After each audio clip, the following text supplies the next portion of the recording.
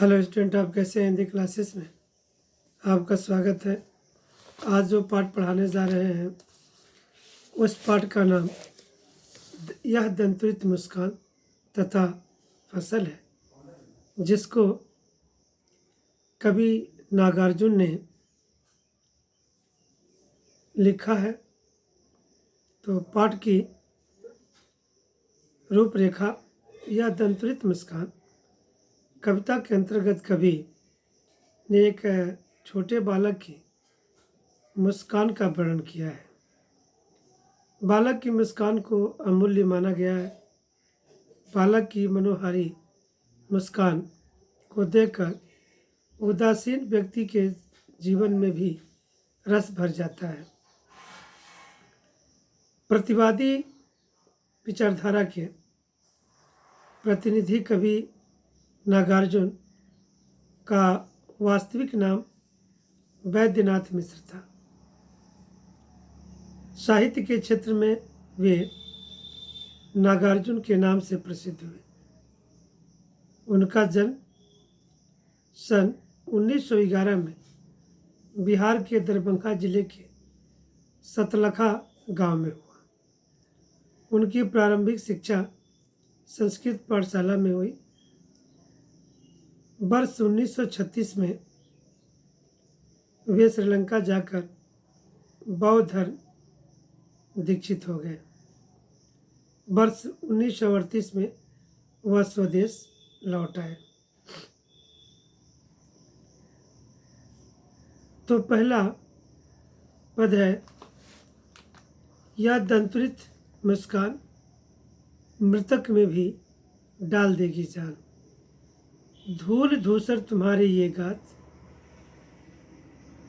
छोड़कर तालाब मेरी झोपड़ी में खिल रहे जलजात। परस पाकर तुम्हारा ही प्राण पिघल कर जल बन गया होगा कठिन पाषाण।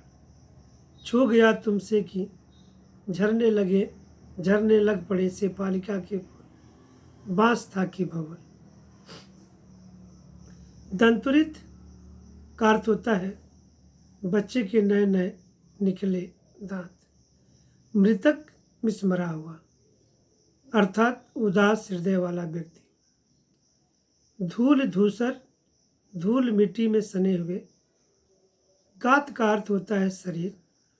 जलजात का अर्थ होता है कमल का फूल। परस का अर्थ होता है स्पर्श। पाषाण का अर्थ होता है पत्थर।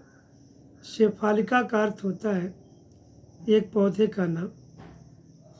बबुल कांटेदार वृक्ष। भावार्थ है, कवि को बच्चे के नए नए निकले दांतों की मनमोहक मुस्कान में जीवन का संदेश दिखाई देता है। इसलिए वह कहता है कि हे बालक, तुम्हारे नए नए निकले दांतों की मनमोहक मुस्कान तो मरे हुए व्यक्ति में भी प्राणों का संचार कर देती है। अर्थात इस मुस्कान को देखकर तो जिंदगी से निराश और उदासीन लोगों के हृदय में भी प्रसन्नता भर उठती है। कभी कहता है कि धूल से सने हुए तुम्हारे इस शरीर को देखकर ऐसा लगता है जैसे मानो कमल का फूल तालाब में ना खिल करके मेरी झोपड़ी में खिल गया हो। तुम्हें छूकर पत्थर भी पिघलकर जल बन गया होगा।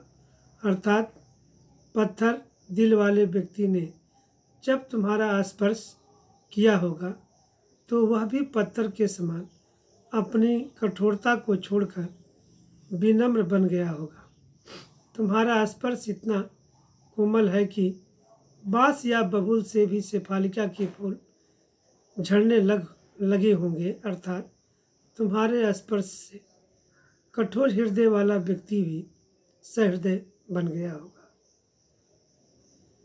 पद संख्या 2, तुम मुझे पाए नहीं पहचान, देखते ही रहोगे अनिमेष। थक गए हो, आँख लो मैं फिर, क्या हुआ यदि हो सके परिचित में पहली बार। यदि तुम्हारी मान माध्यम बनी होती आस, मैं न सकता देख मैं न पाता जान तुम्हारी यह दंतुरित मुस्कान। अनिमेष का अर्थ होता है बिना पलक झपकाए, लगातार देखना, फेर लूँ हटा लूँ, परिचित मिस जाना पहचाना, माध्यम मिस सहारा। कभी व्याख्या है, कभी को बच्चे की मुस्कान मनमोहक लगती है। जब बच्चा पहली बार किसी को देखता है तो वह अजनबी की तरह उसे घूरता रहता है।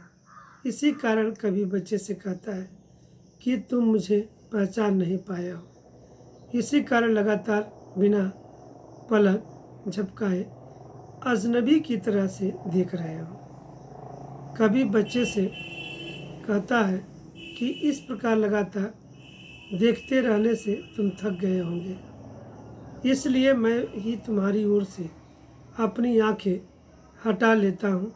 यदि तुम मुझे पहली बार में नहीं पहचान सके तो कोई बात नहीं।